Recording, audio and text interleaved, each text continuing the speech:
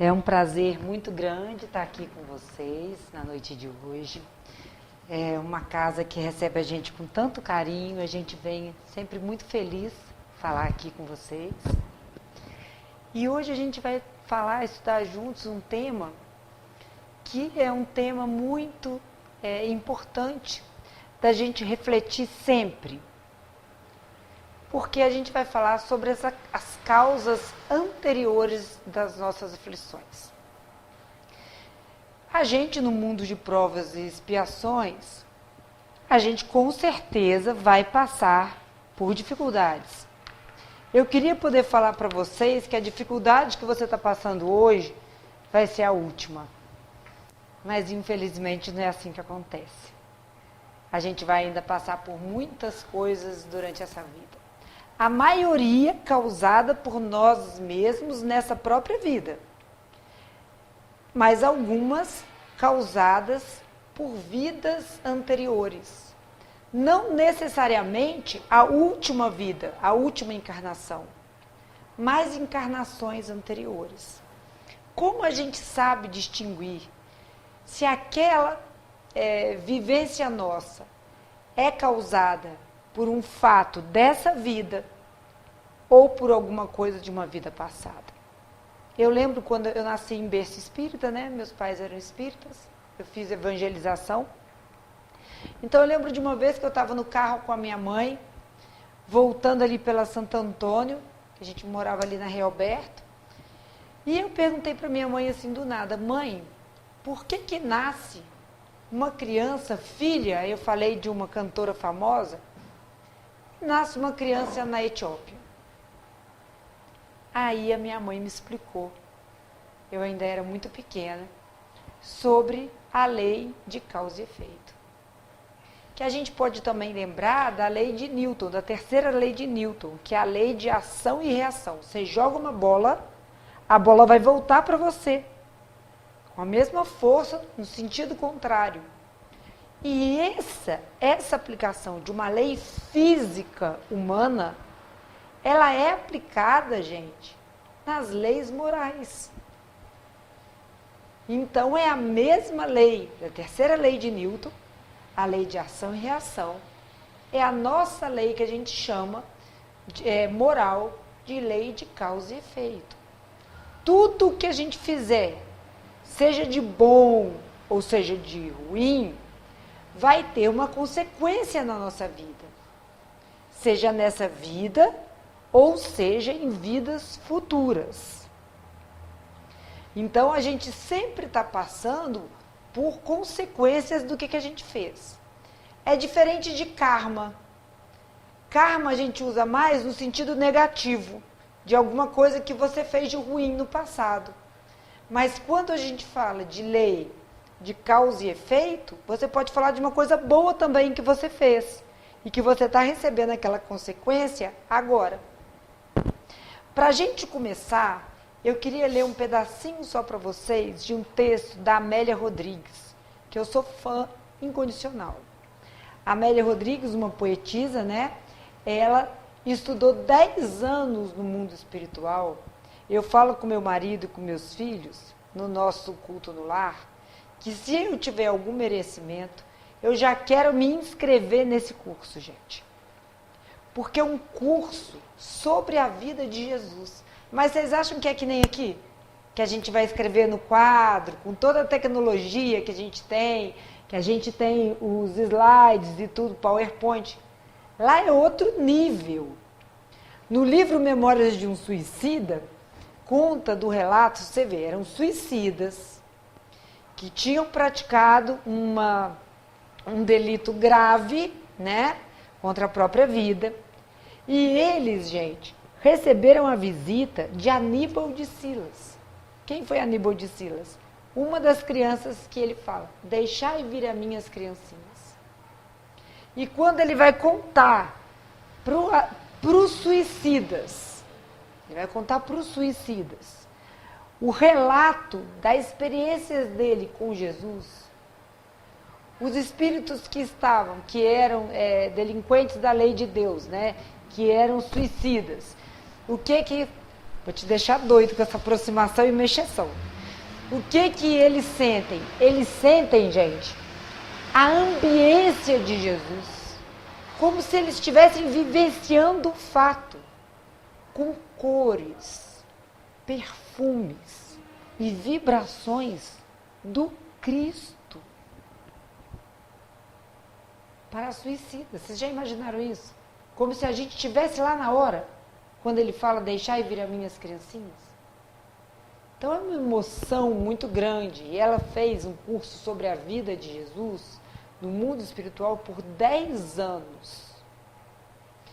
Eu, se puder, eu queria logo estar lá. Então, ela conta pra gente sobre lei de causa e efeito, baseado nos livros que ela tem sobre a vida de Jesus. Ela fala o seguinte: não te permitas dúvidas a respeito da lei de causa e efeito.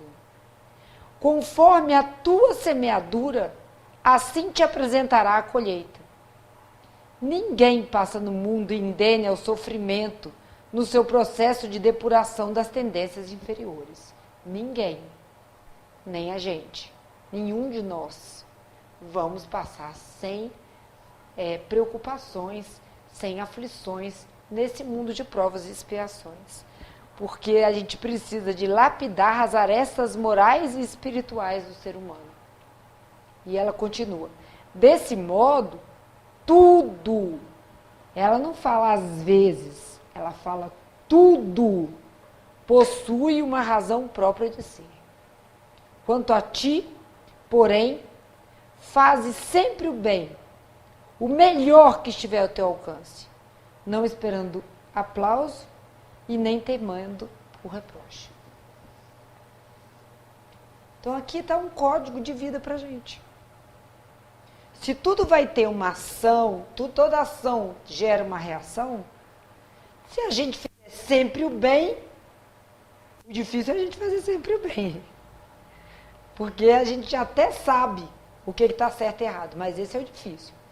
E no capítulo, com o título Bem-aventurados aflitos, olha o título do capítulo, do Evangelho segundo o Espiritismo. Bem-aventurados os aflitos. Ou seja, bem-aventurados aqueles que estão sofrendo, aqueles que têm problemas, aqueles que têm aflições. Ou seja, todos nós. Que agora, nesse momento, estamos pensando nas nossas dificuldades. Sejam financeiras, sejam dentro de casa, com filho, com esposo. Dificuldade para cuidar de uma mãe, de um parente doente, dificuldade de uma doença. Bem-aventurados vocês. E ele continua, das causas anteriores das aflições. Começa o estudo desse jeito. Como explicar problemas de nascença, reveses de fortuna, perda de entes queridos e etc. É simples. Faça uma revista da sua vida. Poxa, eu peguei o meu dinheiro, coloquei todo numa aplicação muito ruim, perdi meu dinheiro todo. É dessa vida. Poxa, eu fui e perdi meu marido porque eu traí o meu marido. Tem uma causa nessa vida. Poxa, eu maltratei o meu filho, não dei carinho nele quando ele era pequeno e agora ele esqueceu de mim. É dessa vida. Mas tem coisas que a gente não consegue explicar. Tipo a pergunta que eu lembro perfeitamente do momento que eu fiz para minha mãe.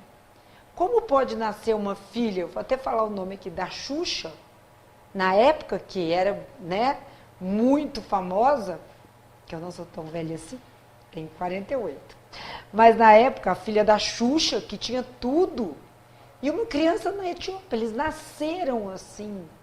Uma nasceu com tudo, e a outra nasceu sem nada, comendo barro, fazendo panelinha de barro, para pegar um pouco de ferro que está ali misturado. Como pode? A definição de Deus é um ser absolutamente justo, e perfeito. Se ele é perfeito, ele é inteligência ao máximo. Se você acha que Einstein é inteligente, Einstein é um bebê de 2 meses de idade perante Deus. Deus é a bondade infinita. Então você tem até que tomar cuidado com o que você vai pedir, porque ele é a bondade infinita para todos nós, né? Meu Deus, por favor, me ajude, eu quero ficar com aquele homem. Faz com que a mulher dele morra no acidente de carro. Não dá? Ele é bom para todos nós, filhos dele. Então, ele é bondade suprema, a inteligência suprema, a justiça top, que a gente não consegue imaginar. Tanto é que a lei de justiça, no Espiritismo, a gente recebe essa orientação, chama lei de justiça, amor e caridade. É tudo uma lei só. Não existe só lei de justiça. Então, se Deus é justo, justas são as causas das nossas aflições. Isso você já pode ter certeza. Deus é justo. O ideal é quando você estiver passando uma aflição muito grande, você se botar de joelhos, se precisar, para se concentrar e agradecer a Deus a oportunidade de você estar refazendo o erro seu. Agora, uma criança que nasce com um defeito gravíssimo, uma doença de nascença, uma pessoa que nasce bem, muito bem financeiramente, de repente perde tudo, sem explicação, sem ter feito nada de diferente. Uma criança, eu falo muito disso por ser médica, eu uso muitas vezes o termo de doença, mas uma criança que com 2 anos de idade tem leucemia. Aí você pensa assim, poxa, essa criança, ela vai para um lugar legal, você podia pensar. Porque ela não fez nada de ruim, mas também não fez nada de mal, beleza para ela. Mas e os pais, gente? E os pais que perderam essa criança? O que eles fizeram nessa vida de mal para merecer perder um filho de 2 anos de idade? Então, isso tudo a gente pensa. Porque, para mim, talvez por essa experiência que eu tive quando eu era criança, é a coisa mais marcante do Espiritismo, que é a reencarnação. Porque não existe outra forma de você explicar. Não existe outra forma de você explicar. Na mesma família, você cria os filhos absolutamente iguais, com as mesmas oportunidades. Um dá super certo, o outro dá super errado. O que você fez? E, como todo efeito tem uma causa, aí vem que a gente espera que aquele efeito, que aquele motivo, que aquela situação que a gente está passando tem uma causa. Isso você pode ter certeza. Aí, o Allan Kardec fala pra gente, perda de entes queridos, crianças mal formadas, doenças congênitas graves, reveses de fortuna, acidentes irremediáveis, flagelos naturais. Você ia pegar o avião, todo mundo fala esse exemplo, né? Já encheu até o saco, mas eu vou falar de novo. Você ia pegar o avião, você perde o avião em cima da hora. O avião cai e morre todo mundo, menos você. Ou você planeja de ir para o lugar onde vai ter o tsunami. A gente não consegue falar o porquê daquilo, mas a gente tem que entender que tem um motivo. E isso é o mais legal da gente saber. No livro Entre a Terra e o Céu, conta uma história muito linda para a gente lembrar. Eu sempre esqueço os nomes dos personagens, então eu escrevi aqui. Conta a história do Júlio, que é a criança, a Zulmira, que é a segunda esposa, a Odila, a primeira, e a Evelina é a filha. Então, a Odila era casada e teve 2 filhos, a Evelina e o Júlio. A Odila faleceu. E o esposo da Odila casou de novo com a Zulmira. A Zulmira tinha muito ciúme, principalmente do Júlio, do filhinho pequeno, que era mais grudado no pai. Então, a Odila, que é a primeira esposa, começou a ficar muito indignada com a presença da segunda mulher na casa. Ciúme, porque depois que a gente desencarna, a gente continua o mesmo. Eu já falei para o meu marido, eu vou te atormentar do lado de lá se você arrumar outra. Se eu for antes, não arruma outra não, porque eu tenho ciúme, vou continuar assim. Então, se prepare. E ela era muito ciumenta, a Odila. E ela ficou obsediando a segunda esposa. Eu vou falar segunda e primeira esposa, porque senão a gente faz uma confusão danada de nome. Ficou obsediando a segunda esposa. A filha dela já era um espírito mais evoluído. Ela faz uma prece pedindo para a mãe ajudar. A mãe é obsessora. Mas é aquela prece que muda de direção. Era para a mãe, mas a mãe era a causa dos problemas. A mãe era obsessora. Foi desviada para os espíritos benfeitores que cuidavam da família. E aí, o que acontece no geral? Porque senão eu vou contar o livro inteiro e vocês têm que ler, gente. Porque é um livro que vocês não conseguem parar, Entre a Terra e o Céu, do André Luiz.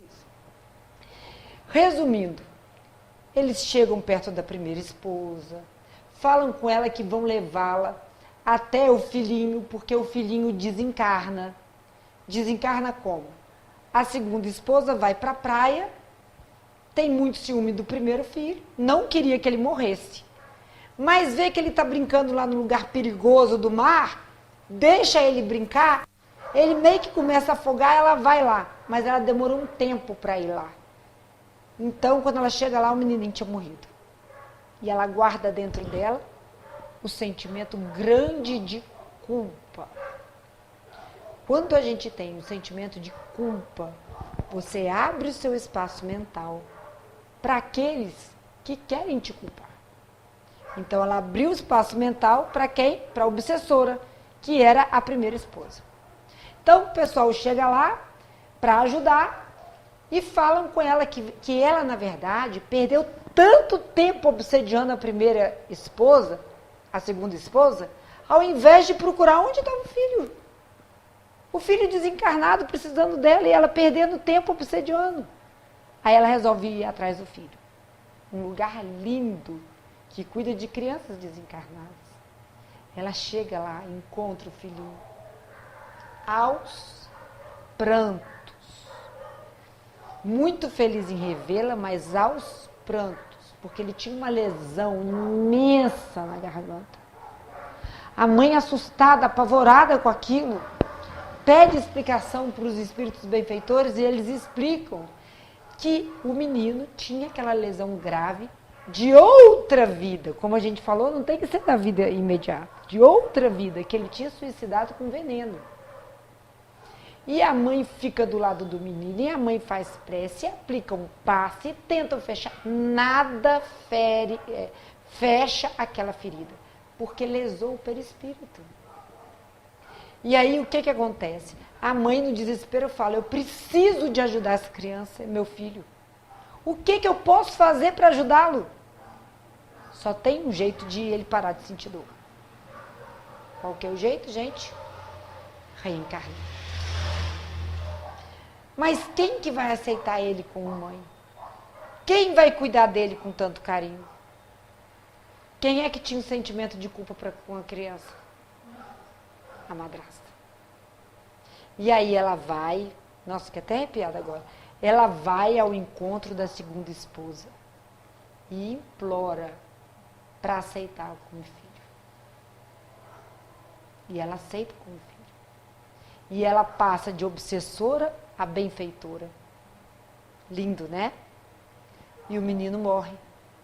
Com pouco tempo de vida de Krupp, que é uma doença na garganta. Por quê? Ele tinha uma expiação para passar.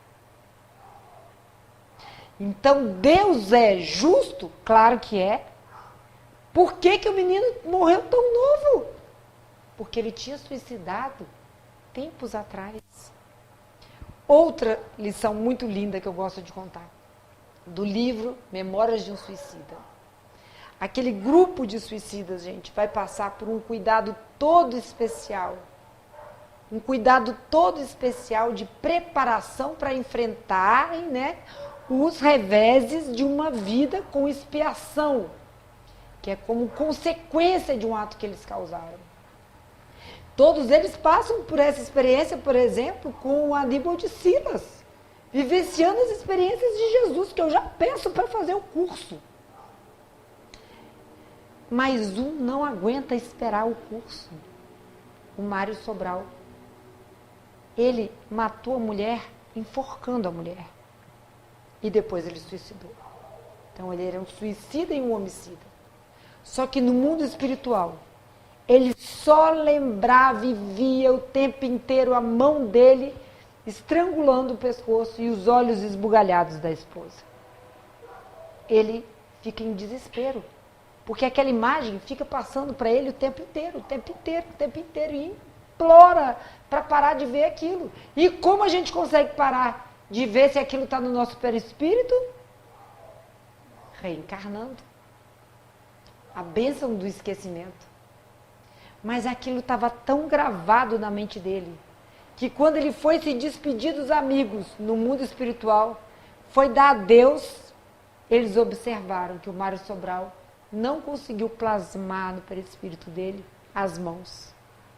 Por quê? Porque ele queria esquecer daquela cena. E ele não conseguiu. Então, foram os espíritos que fizeram ele nascer sem mão? Não. Foi o quê? A culpa. Foi a culpa. Ele reencarna com uma mãe, que a gente não sabe quem é que larga ele, porque ele nasce cheio de problemas. Quem vai cuidar dele é a lavadeira. Né, querido? A lavadeira era quem? Uma chance. A esposa que ele tinha matado, enforcando. Porque a lei de Deus funciona assim, ó. Você mata, você não vai ser morto. Olha que coisa mais legal. Você mata, você vai ter a chance de dar a vida à pessoa. Isso é maravilhoso. Isso chama misericórdia. Tem um livro aqui, que eu só vou pegar o nome para eu poder contar para vocês, porque é lindo a história. Na verdade, ele está na Revista Espírita de 1867. Um homem e uma mulher que se desviaram do caminho, começaram a praticar roubo, várias outras coisas, mataram um homem. Então, aquele sentimento de culpa ficou muito tempo e muito forte dentro deles. E aí eles tiveram um relato, que está na Revista Espírita de 1867, janeiro de 1867. Que esse espírito, eles mataram para roubar o dinheiro. Chama o quê? Latrocínio? Estou perguntando para o meu marido aqui, que ele era policial, sabe dessas coisas. Então, matou para roubar. Latrocínio. Tiraram todo o dinheiro dele e mataram ele. Nessa vida. Receberam ele como filho. E todo o dinheiro que roubaram dele foi para quem? Para ele de novo. Porque Deus é absolutamente justo. E como funciona essa justiça divina? Como que funciona essa lei de causa e efeito? Aí eu vou mostrar aqui no quadro para vocês. 3 palavras muito legais. A gente lembra o seguinte. Primeira coisa que acontece na lei de causa e efeito. Sabe o que é?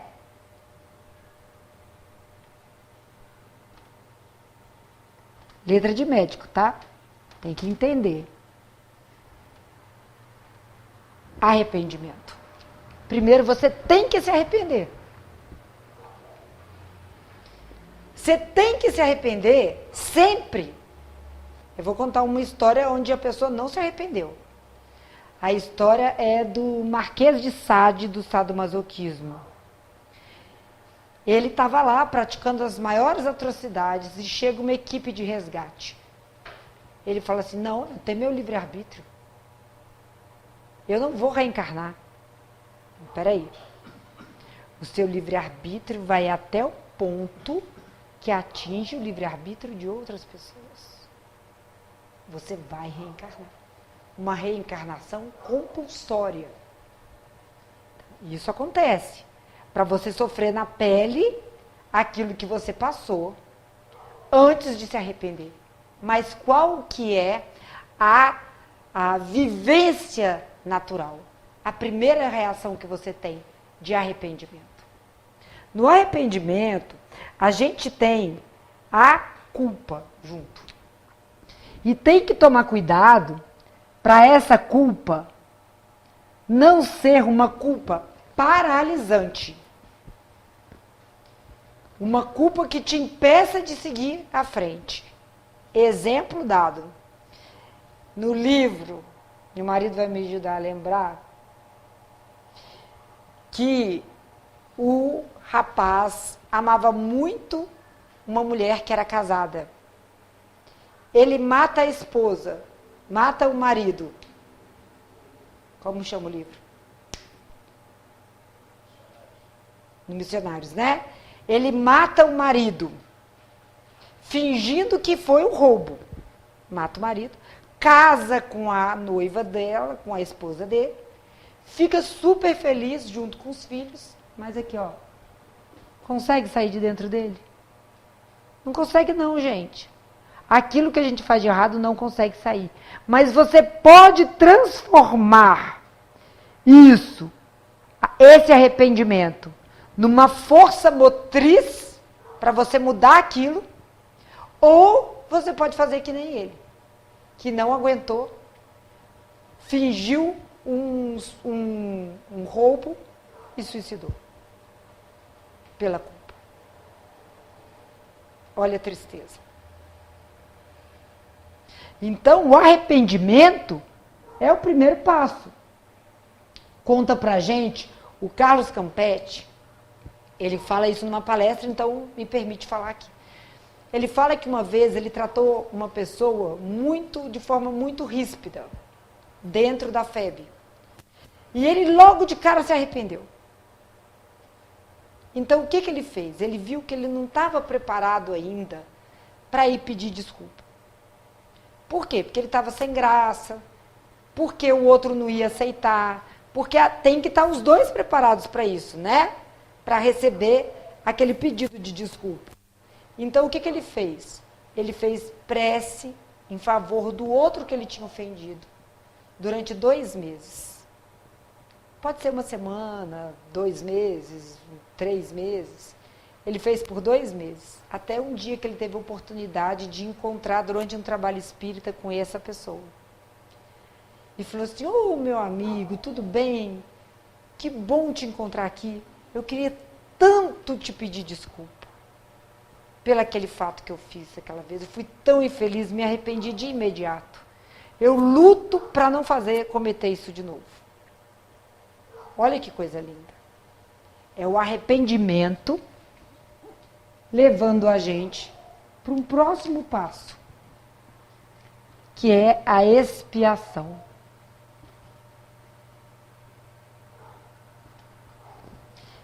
Expiação é você ter uma consequência dos seus atos. Isso que é expiar. Prova é você pedir para passar por um teste. Então você pede no mundo espiritual para passar por um teste, para ver se você já venceu, por exemplo, o orgulho. Muitas vezes você descobre que não venceu. E aí vai passar por outras vezes, várias vezes, o mesmo teste até você vencer. Mas é uma prova, não é uma consequência de um ato que você fez. A expiação é uma consequência de um ato que você fez, que pode começar pelo sentimento de arrependimento e culpa. Você já está começando a expiação. Então, a expiação, você troca de lugar com aquela pessoa.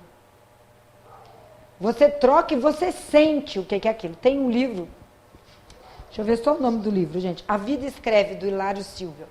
conta a vida do Saturnino. Saturnino era uma pessoa muito bondosa, ele não tinha muito dinheiro, mas tudo que ele tinha de dinheiro, ele dava para os outros.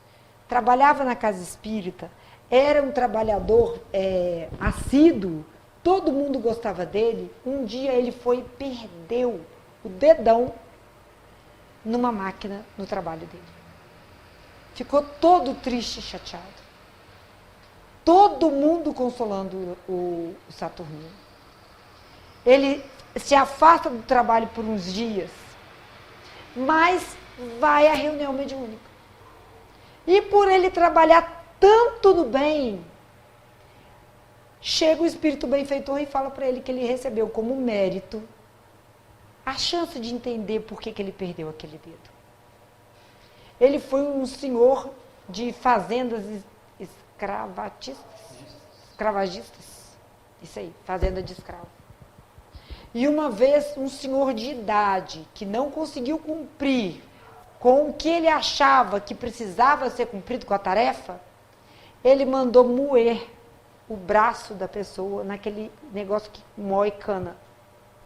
E aí a descrição é bem dolorosa, que fala que saiu o caldo de cana todo sujo de sangue, que ele moeu o braço todinho do escravo.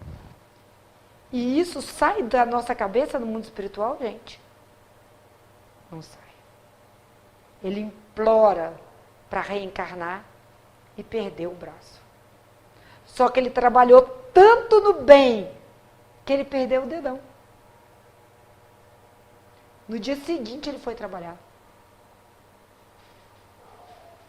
Na atividade do trabalho dele do dia a dia. E agradeceu a Deus ter perdido um dedo. No livro Voltei é do irmão Jacó Frederico Figner, que trabalhou na FEB e tudo mais. O Frederico Figner, no Voltei, ele conta a história de várias pessoas que... Vou sentar, pode? Pode ficar, senta, levanta, tá. Então, ele trabalhou no mundo espiritual. Trabalhou no mundo espiritual. Veio uma equipe do mundo espiritual resgatar as pessoas que estavam desencarnando. Olha, Frederico Figner, uma irmã de caridade extremamente bondosa. E um senhor também, que mereceu a vinda de Bezerra de Menezes. Eu acho que se eu morrer, der de cara com Bezerra de Menezes, eu morro de novo. Porque Bezerra de Menezes veio buscá-lo. Eles estavam atravessando uma ponte no umbral. Quando eles foram atravessar essa ponte, esse senhor grita: não mereço ir, não posso ir, porque eu matei uma pessoa. Quando eu fui ler, eu pensei assim, deve estar lembrando de vida passada, né? Porque não é possível que Bezerra de Menezes venha aqui ajudar um homicida. Mas não, gente. Na mesma vida, ele tinha matado mesmo uma pessoa. Mas ele trabalhou tanto no bem, ele se arrependeu, sinceramente, porque o arrependimento tem que ser sincero. Senão, não é o arrependimento. Pode ser só a culpa. O arrependimento sincero trabalhou tanto no bem que mereceu a vinda de Bezerra de Menezes. Não fala a continuação da história. Mas pode ser, quem saiba, que no futuro, esse senhor que matou, receba como filho, dê a vida ao que foi assassinado. Porque se a gente aqui dá indulto de Natal para os presos daqui, a gente que é tão inferior, imagina o que Deus faz com a gente. Porque um senhor de escravos, que maltrata tantas pessoas, mutila tantas pessoas, chega aqui e perde só o dedão? Se fosse a lei de Talião, o que ia ser? Várias e várias vidas que ele tirou o braço, perdendo o braço, perdendo o braço, perdendo o braço, perdendo o braço. Aqui a grande maioria de nós já trabalhou em guerras, porque isso era comum antigamente. Guerra era comum. Quantas pessoas Nossa Senhora já matou? Nós, né, que eu quis dizer. Quantas famílias nós dizimamos? Quantas pessoas foram estupradas, talvez pela nossa equipe que a gente coordenava? E por isso a gente passa por isso todas as encarnações? Não. Porque a gente pode passar para a terceira fase, que é a fase da reparação. Onde você vai reparar, reparação. Onde você vai, aqui você teve a consequência do seu ato. Você viveu aquilo que você fez o outro passar, você sentiu na pele o que é. Você foi muito avarento, roubou muito, nasceu como pedinte. Pô, não é legal ficar sem dinheiro. As pessoas podiam me doar. Você sentiu na pele o que é. Aí você vai reparar. Quem sabe você nasce na outra vida ainda como uma pessoa muito rica, que dá tudo para os pobres. Vamos lembrar do Bezerra de Menezes? Bezerra de Menezes foi, diz a Ivone Amaral, que Bezerra de Menezes, que era o médico dos pobres, que doava tudo para todos, foi Zaqueu. Aquele pequenininho que sobe na árvore, cobrador de impostos, cobrava de várias pessoas, tirava o dinheiro, às vezes, a mais de várias pessoas. Na vida como Zaqueu, ele se arrependeu, iniciou o processo de culpa, iniciou a expiação. Devolveu tudo em triplo. 4 vezes para quem ele cobrou a mais. Renasce na reparação como Bezerra de Menezes, que quando não tinha nada para dar para o próximo, que estava batendo na porta dele para pedir um remédio, doa o anel de formatura. Isso ultrapassa a reparação. Vira o nosso 4º item, o amor, que cobre uma multidão de pecados. Vamos falar de uma outra forma? Cobre uma multidão de enganos nossos. Se você for pro amor de fazer ao outro, olha como é fácil. Fazer ao outro aquilo que você gostaria que fizessem com você, você pula daqui para cá. Só que a gente não está preparado ainda para isso. A gente não está preparado ainda para um pulo tão grande. Porque esse amor é aquele que cobre a multidão de pecados. Vamos lembrar da Maria Madalena, uma prostituta, com vários obsessores perto. Conhece Jesus, se arrepende totalmente, vivencia um processo de culpa. Mas nesse processo de culpa, ela já doa tudo dela para as pessoas pobres.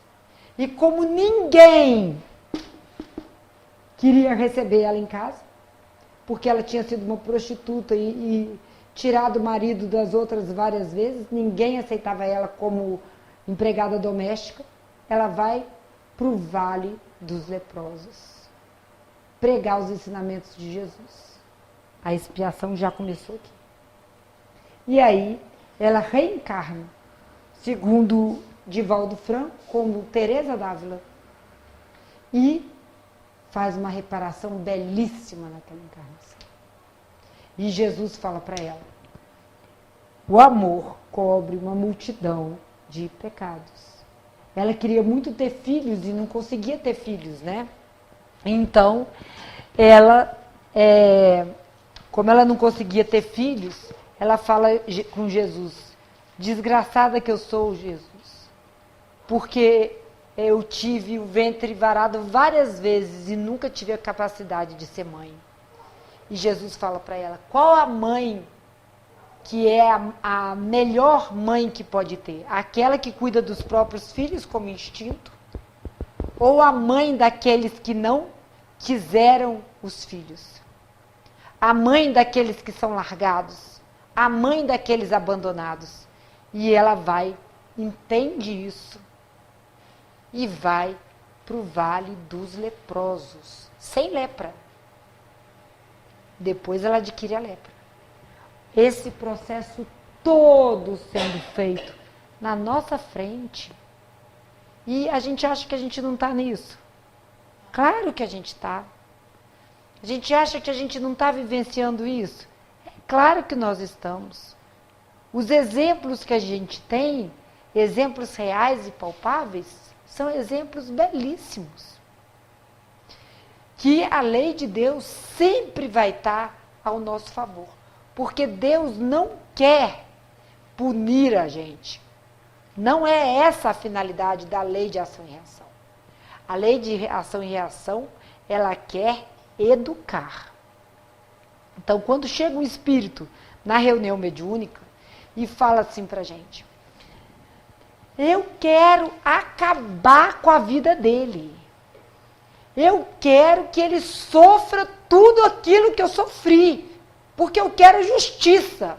Você fala: não, você não quer justiça. Você quer vingança. Porque a justiça não é a gente que vai fazer. A justiça, você, sinto informar, já está inserido nela, querendo ou não. Então a justiça é de Deus. Você quer ser feliz. Uma vez eu falei isso para um espírito que estava manifestando. Você não quer vingança. Você quer ser feliz. Ele queria vingar por conta de uma irmã, eu acho, dele que tinha sido violentada por aquela pessoa há muito tempo atrás. Tá, cadê a irmã dele? A irmã dele estava anos-luz na frente dele, já tinha perdoado, já estava anos-luz na frente. E aparece na reunião mediúnica para consolar o irmão. E ele ficou ali, bitolado na vingança, de querer acabar com tudo aquilo. Então, se a gente está sofrendo alguma coisa grave na nossa vida, o que a gente tem que fazer? Primeiro, agradecer, porque a justiça divina está sendo feita. É muito difícil fazer isso, quando você está passando um revés de perda de ente querido, dificuldade financeira, perda de trabalho. É muito difícil. Mas primeiro, agradecer. E segundo, orar.